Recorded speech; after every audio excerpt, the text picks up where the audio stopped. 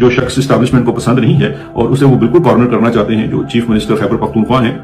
उन्हें जनाब नाकाबिले जमानत वारंट गिरफ्तारी जारी कर दिए गए हैं। और ये उस हफ्ज़े मातकदम के तौर पे हैं क्योंकि अगर सुहेल आफरीदी आने वाले दिनों में, जैसे मंगल को मुलाकात होती है या सोमवार को वो इस्लामाबाद की तरफ आते हैं या अटियाला का रुख करते हैं, तो फौरी तौर पर उनके ऊपर यह खतरा डाल दिया जाए। वैसे मेरा ये ख्याल है कि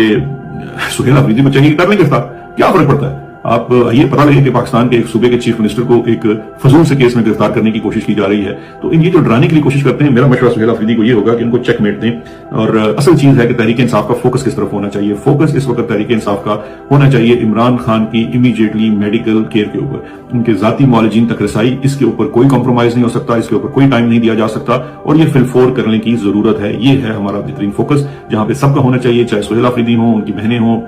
पार्टी के दीगर लोग हों, उसके अलावा हर चीज, चाहे अली अमीन गंडापुर हैं, शेर अफजल मरवत हैं या दीगर लोग हैं, जिस किस्म का भी वो काम कर रहे हैं, उन सबको आप दफा करें, लानत भेजें, मैं कहता हूं इग्नोर करें। फोकस अपना सिर्फ और सिर्फ इमरान खान की इमीडिएट मेडिकल जो केयर है उसके ऊपर रखिए, क्योंकि वो एक खतरे की बात है और हमारे लिए रेड लाइन है भी और होनी भी चाहिए। इसके साथ साथ जनाब ट्रंप की आपने खबर सुनी होगी अमेरिका में, और वो भी बड़ी दिलचस्प